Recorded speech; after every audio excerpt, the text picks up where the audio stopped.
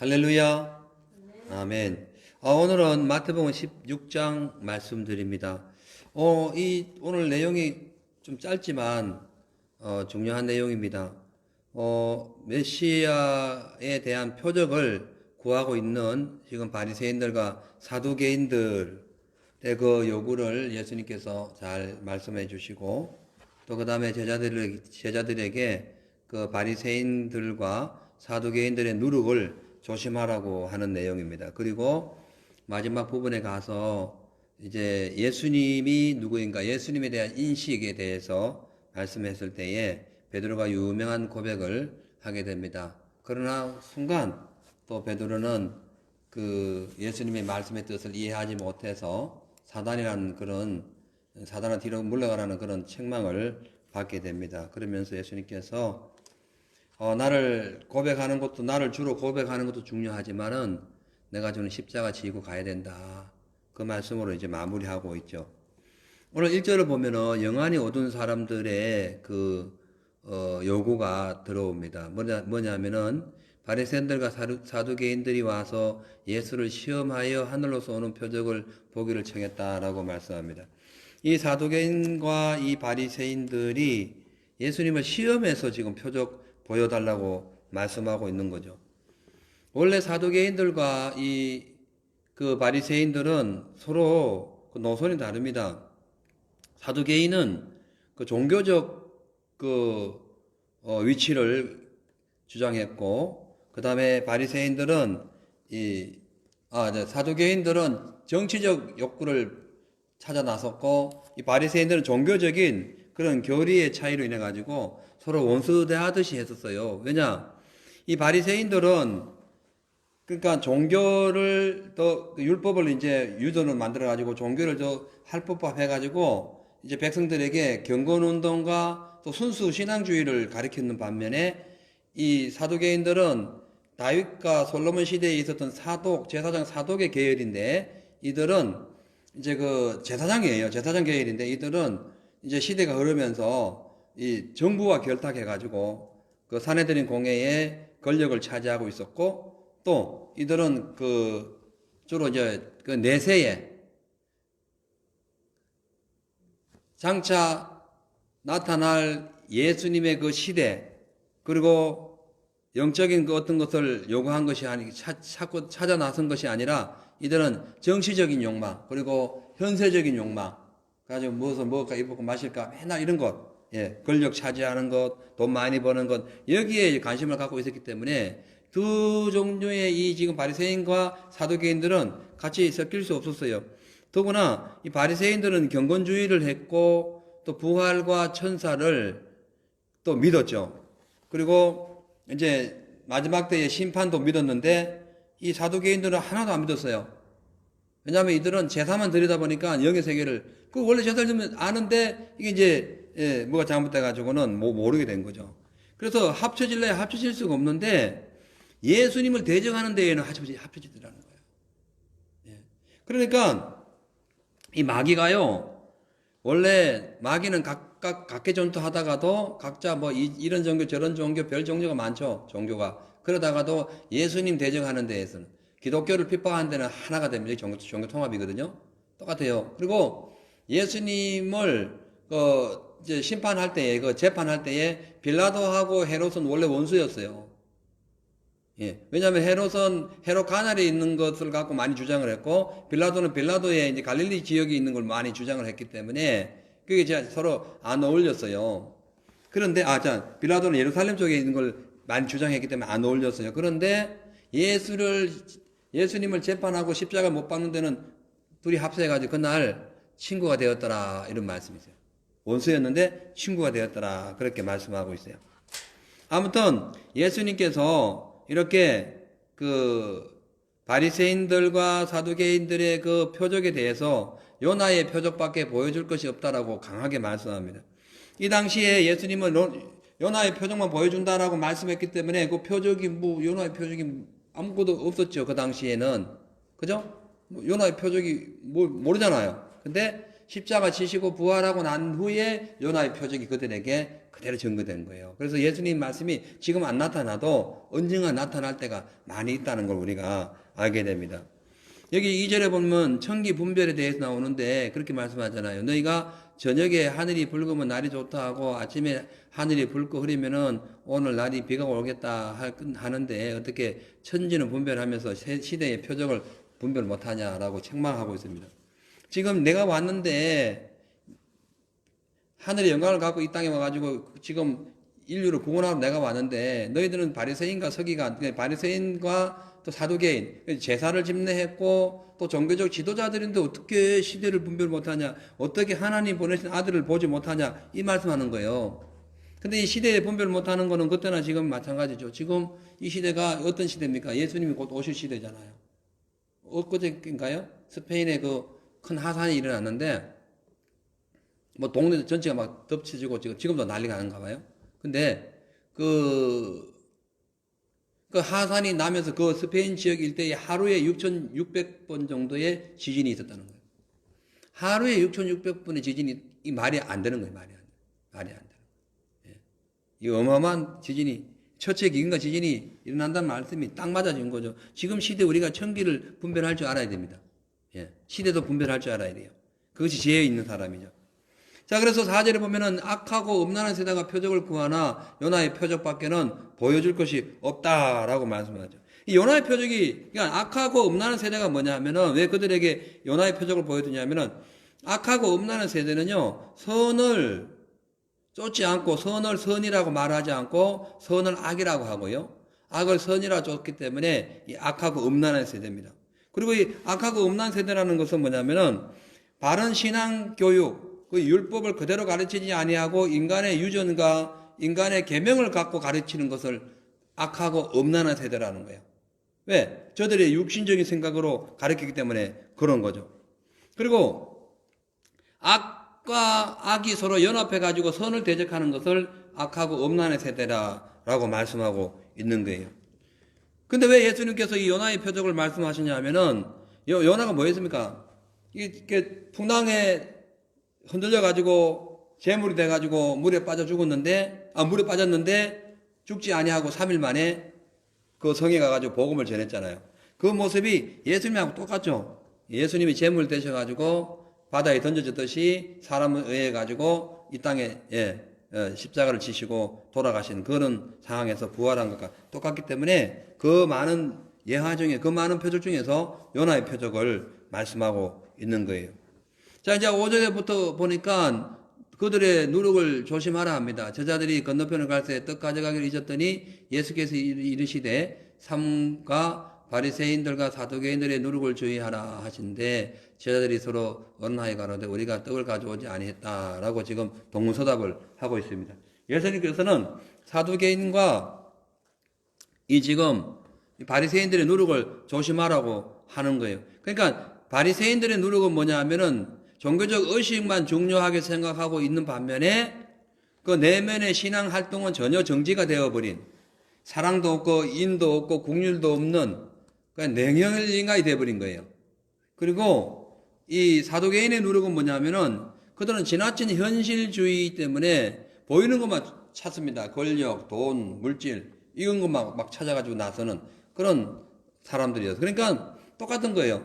종교를 믿는다고 그러니까 예수를 오늘날 보면 예수를 믿는다고 하면서도 종교주의에 빠져가지고 자기는 그렇게 안 하면서 율법화 시켜서 바리새인이 돼가지고 다른 사람들이 그것을 안 하면은 막 멸시하고 조롱하고 막 함부로 막 흉을 보고 그런 거 다 종교주의죠.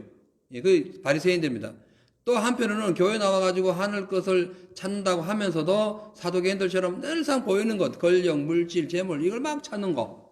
그게 목적이 되고 있는 거예요. 그거. 이게 다 사도개인적인 것이고 이게 바리새인적인 것이다라는 거예요. 성경에 보면요, 누룩이 두 곳으로 이렇게 두 가지로 상징이 되는데 하나는 하늘나라를 누룩으로 표현합니다. 또 하나는 악을 누룩으로 표현해요.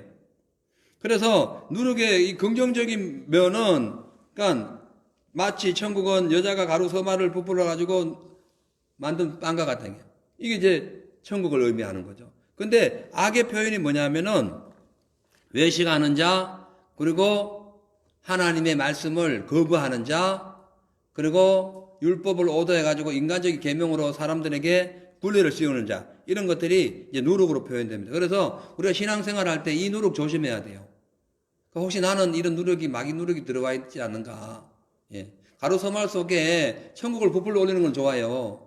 근데 그렇지 아니하고 사두개인과 바리새인 같은 그런 어떤 그 누룩이 내게 있지는 않은가. 예수 믿는다고 말하고 뭐 이렇게 필요한 것은 하면서도 전혀 그 실천하지 않는, 그리고 스스로 교만해가지고 모든 걸 함부로 판단하는, 이거 전부 다 바리새인들의 모습입니다. 왜냐하면 이들이 예수님을 그렇게 집요하게 따라다니는 것이 그것 때문에 그렇거든요. 그래서 그런 누룩을 조심하라는 거예요. 자, 이제 13절을 보니까 예수님께서 이제 가이사랴 빌립보 지방에 가가지고 이제 이제 예수님께서 제자들에게 내가 누구냐라고 물어봅니다. 사람들이 인자를 누구라 하느냐고 먼저 물어보죠. 근데 이제 이 사람들이 제자들이 얘기합니다. 더러는 세례 요한, 더러는 엘리야, 더러는 예레미야라 합니다. 라고 얘기하는 거죠. 사람들이 그렇게 얘기했어요. 왜냐하면은 세례 요한처럼 그 진리와 의를 위해 가지고 순교당했던 그 세례 요한이 아닌가. 혹은 엘리야처럼 하늘의 능력을 갖고 와가지고 불덩어리를 내릴 정도로 건설을 행하고 귀신을 쫓아내고 하시니까 그런 엘리야가 아닌가. 또 때는 그 예레미야처럼 그 가진 고생과 핍박을 받으면서도 끝까지 주의 복음을 증거하고 있는 그 사람이 아닌가. 이렇게 지금 생각을 했다는 거죠. 이거는 영적인 것으로 볼 때 그런 거고요.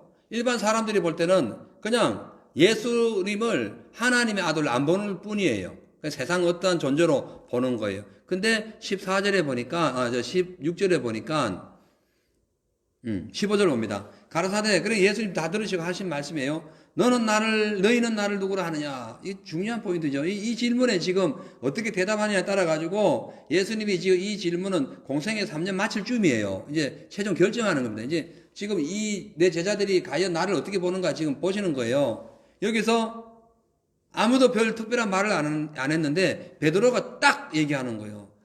뭐라 합니까? 16절에 베드로가 대답하여 가로되 주여 주는 그리스도시요 살아계신 하나님의 아들입니다. 하고 뭐 엄청난 고백을 하게 되는 거죠. 이 베드로의 인식은 예수님께서 질문을 뭐라 합니까? 사람들이 인자를 누구라 하는, 인자 사람의 아들인 게. 그러니까 사람의 아들이 나를 누구라고 하냐 하는데 베드로는 주님이라고 하는 거예요. 아도나이. 주님은 바로 그리스도시요. 우리의 구원자시요. 살아계신 하나님의 아들입니다. 하나님의 아들이니까 하나님인 거예요. 사람의 아들 사람이잖아요. 마찬가지. 그러니까 이 베드로가 예수님을 그야말로 이제 하나님으로 본 거예요. 대단한 믿음인 거죠. 하나님으로 볼 때에 어떤 현상이 일어나냐 하면은 교회가 오리지널 교회, 음부의 건설을 이기는 오리지널 교회, 하늘나라 문을 열고 닫고 할 수 있는 오리지널 그 영적인 교회가 세워지는 거예요. 교회 다닌다고 교회가 되는 게 아니고 예수님을 하나님의 아들로 인정하고 우리의 주님으로 인정하고 우리를 구원하신 그리스도로 인정할 때에 비로소 우리 심령에 음부의 검사가 안 당하지 못하는 교회가 세워지는데 이 교회가 예수님 몸이잖아요. 그러니까 주님과 함께 동행하는 거예요. 교회 아무리 오래 다녀도 이 고백이 안 되면은 안 되는 거죠. 그래서 예수님은 누구신가? 주님. 아무리 신앙생활 오래 해도 종교적인 생활만 하면은 이 바리새인들처럼 예수님 뭐냐? 사람의 아들인 거예요. 목수의 아들이고, 목수고, 저 집안 상황은 그냥 가부의 아들이고, 동생들, 못 사는 동생들 쭉 있고, 못 배우는 사람들 많고, 뭐 그냥 신분으로 보는 거예요. 근데 베드로는 그렇지 않았죠. 베드로는 예수님을 주로 딱 고백해버린 겁니다. 사랑하는 성도 여러분, 우리가 이 고백한다는 게 참 중요한데요.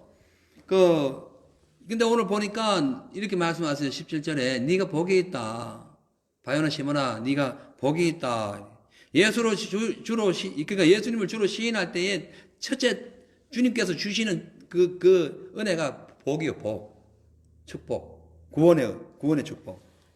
그래서 여기서 그리스도시요 했을 때는요, 왕, 그 다음에 제사장, 선지자 이 세 개를 다 갖고 있다는 거예요.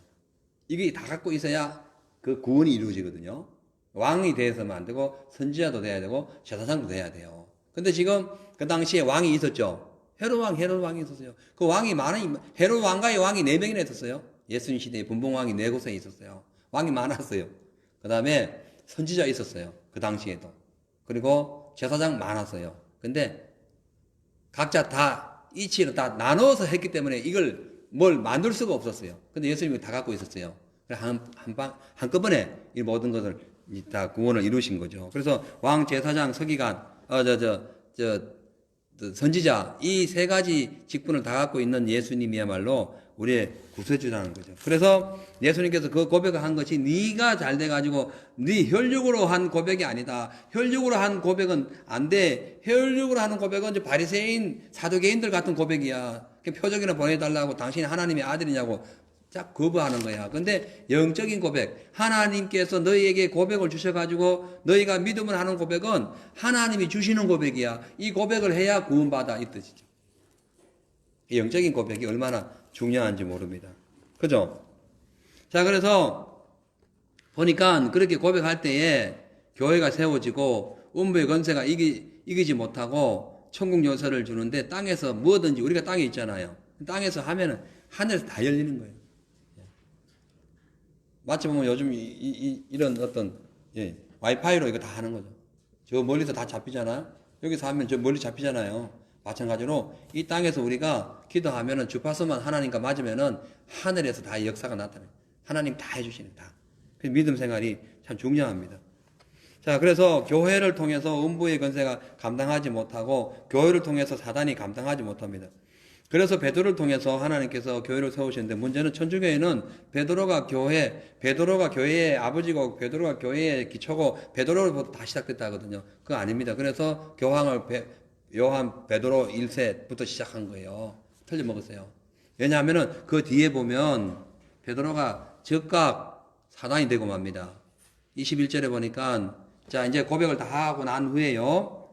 예수님께서 이제 자기가 예루살렘에 올라가 장로들과 대제사장들과 서기관들에게 많은 고난을 받고 죽임을 당하고 제3일에 살아나야 할 것을 제자들에게 비로소 가르치시니 이제 돌아가실 때가 다 된 입장이에요. 그러니까 베드로가 예수를 붙들고 간절히 부탁합니다. 주여 그러지 마십시오.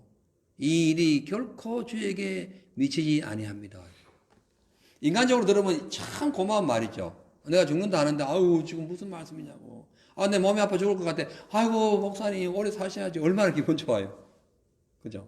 예수님도 그랬을 거 아니에요. 인간적으로 볼 때는 내가 제사장들하고 뭐 이렇게 재판받아 죽을 거야. 근데 베드로가 아니에요 예수님 무슨 말씀하세요. 절대로 그런 일이 생기면 안 됩니다. 진짜 칭찬받을 말씀이 그 말이에요. 그런데 예수님은 거꾸로 얘기해요. 거꾸로. 예수께서 23절에 돌이키시며 베드로에게 이르시되 사단아 내 뒤로 물러가라. 베드로가 반석이 돼가지고 교회에 뭐 기초가 되고 뭐 거의 고백을 통해 가지고 뭔가 됐는데 지금 사탄이 된 거예요. 순간에 이게 그러니까 베드로가 잘나서 교회 세운 게 아닙니다. 베드로의 고백 위에 세운 거예요. 교회를. 그러니까 이 모든 교회는 베드로 같은 고백하는 사람들 위에 세워지는 거예요. 근데 또 한편으로 베드로처럼 예수님이 원하시는 것, 예수님의 뜻을 반대하고 그것이 뭐 선하게 보였든 어떻게 좋게 보였든 나쁘게 보였든 예수님이 하고자 하시는 일을 반대하면 사탄이 되는 거예요. 그 사람이 보는 거하고 하나님 보는 거 완전히 다르다니까요. 그래서 우리가 왜 말씀 많이 읽어야 되냐면은 어떤 때는 내 하는 행동이 잘 모를 때가 있어요. 이게 하나님 뜻인지 아닐 때가 모를 때가 있어요. 근데 성경을 아는 사람은 그걸 분별한단 말이에요. 그게 중요한 거예요. 그래서 지금 이 베드로에게 사단은 물러가라 했는데 사단이 하는 짓이 뭐냐면은 너는 나를 넘어지게 하는 자다. 사단이 하는 일이 뭐라고요? 넘어지게 하는 자. 사단은요, 하나님의 명령을요, 인간의 욕망으로 바꾸어 가지고 악한 일을 만들어가는 자예요. 그러니까 하나님의 명령을 완전히 바꾸는 거예요. 인간의 욕망으로 바꾸는 거예요. 그래 악한 일을 만드는 거예요. 이거 아담과 하와 아닙니까? 하나님의 명령을 바꾸잖아요. 뭘로요? 인간의 욕망으로. 먹음직스럽고 보암직스럽고 탐스럽게 할 만하다. 하나님은 그런 말씀 한 적이 없죠. 그냥 먹지 마라 이런 거. 그냥 먹지 마. 이랬는데 마귀가 와가지고 그 말을 해버린 거예요. 그 가인이 그렇게 생기긴 생겼어요. 그죠? 근데도 그냥 그 말을 안 하면은 그냥 그렇게 생긴 것만 보는 거지. 근데 그 말을 달콤하게 하는 거예요. 달콤하게. 예수님께서 십자가 지신다니까 베드로가 마귀의 영이 딱 덮치니까 달콤하게 하는 거예요. 주여, 그러면 안 됩니다. 절대 그럴 수 없습니다. 말이 안 됩니다. 예. 그 많은 사람들이 듣고 있을 때 예수님이 말씀을 안 했었다면, 예를 들어서 그 주변에 있는 제자들 11명의 제자들이 그래, 맞아 절대 안 되지 막 같이 합세할 기세를 갖고 있었어요. 이때 예수님이 바로 그냥 차단시키는 거예요. 마귀 소리가 들려올 때는요 며칠 갈 거 없습니다. 바로 그 자리에서 차단시켜야 돼요. 아멘. 바로 그냥 뭐 마귀의 음성이 들려오고 뭐 이게 뭐 마귀가 하는 짓 같다 그러면은 뭐 내일까지 더 두고 볼까? 하나님 뜻이 어디 있는가? 아니라니까요. 예. 발람 선지자처럼 그냥 아니면 그냥 하나님께 회개하고 바로 딱 무릎 꿇어야 되는데 며칠을 더 두고 보고 더 두고 보고 하다가 그 사람 죽은 거예요. 예. 그렇기 때문에 이 지금 베드로 같은 그런 상황이 올 때가 가끔씩 있습니다. 신앙생활 열심히 했는데 바로 뒤에 넘어질 때가 있어요. 열심히 기도해가지고 응답받았는데 바로 뒤에 넘어질 때가 있어요. 이거 인간적인 생각 들어가면 그래요. 절대 그러지 말라는 거예요. 그 다음에 이제 그럼 어떻게 하느냐? 예수님이 하신 말씀이 뭐냐? 십자가 진다는 거예요. 십자가 진다. 그래서 24절에 아무든지 나를 따라오려거든 자기를 부인하고 자기 십자가를 지고 나를 쫓을 것이다. 이 십자가가 뭐냐? 목숨이다. 목숨. 이 십자가 뭐냐면은 신앙을 지키는 데 있어서 목숨 걸고 지키라는 거예요. 그래서 25절에 누구든지 제 목숨을 구원코자 하면서 이 목숨과 이 십자가를 딱 대치해서 말씀하는 거예요. 그러니까 십자가 진다는 것은 내가 목숨을 맞바꾸는 거예요. 그래서 어떤 뭐 우리가 신앙을 배교하지 666 시대 올 때 배교하지 않기 위해서 하는 것도 그것도 분명히 십자가 지는 거예요. 목숨을 담보로 하는 거니까. 근데요, 이거 아세요? 사단이 우리를 유혹할 때에 목숨 걸고 그거를 커버하고 그것을 방지할 수 있는 믿음이 필요한 거 아세요? 그게 더 중요해요. 지금부터 우리가 그런 준비가 안 돼 있으면은 마귀가 자꾸 미혹하고 유혹하고 막 달콤한 말 하면요, 나중에 그냥 넘어간다니까요. 그죠? 그래서 우리가 그렇게 하면은 안 되는 거죠. 아무튼 이제 왜 우리가 십자가 져야 되냐면 결론 부분에 인자가 아버지 27절입니다. 인자가 아버지의 영광으로 그 천사들과 함께 오리니 그때에 각 사람의 행한 대로 갚으리라. 행한 대로. 아무튼 오늘 이 말씀을 이제 끝으로 우리가 이제 기도할 텐데요. 오늘 우리가 이 주제를 가지고 기도합니다. 하나님, 우리는 바리새인들과 사두개인들처럼 되지 않게 해주세요. 베드로처럼 신앙을 고백했다고 즉각 넘어지는 사람이 되지 않게 해주세요. 바리새인들과 사두개인들의 누룩을 담지 않도록 신앙생활 잘하게 해주세요. 그래서 예수님께서 이 땅에 오실 때에 그 행한대로 갚을 때에 상 받게 해주세요. 예? 오늘 낮에 우리 선교사님하고 통화를 했는데 한국에 계신 분인데 이번에 코로나 생기면서 270만 명 가까이 되는 교인들이 그냥 교회를 안 나온다는 거예요. 흩어져 버린 거예요. 하나님이 한번 마지막 시대에 퀴즈를 한번 했는데 한번 딱 퀴즈를 했더니 270만 명이 날아가 그냥 쭉쟁이 돼가지고 훅 버리니까 날아가 버린 거예요. 앞으로도 어떤 퀴즈를 할지 모릅니다. 그래서 청함자는 많은데 선택된 자는 별로 없는 거예요. 그래서 천국 가는 것이 낙타가 바늘구멍 들어가는 정도로 되는 거예요. 그래서 우리가 정신 똑바로 차려야 됩니다. 그래서 오늘 말씀대로 사두개인 누구예요? 바리새인들 닮으면 안 되고 베드로처럼 신앙 고백은 했지만은 또 나중에 신앙 관리 잘해야 되고, 그죠? 그 다음에 누룩 조심해야 돼요. 다 누룩 먹어가지고 그런 거 아니야? 정부에서 발표하고 뭐 이렇게 발표하고 저렇게 발표하니까 가면 안 돼 이러다가 다 안 간 거 아니에요? 교회 뭐 목사님뿐만 아니라 성도들 다 똑같은 거 아니에요? 그래 되면 어떻게 돼?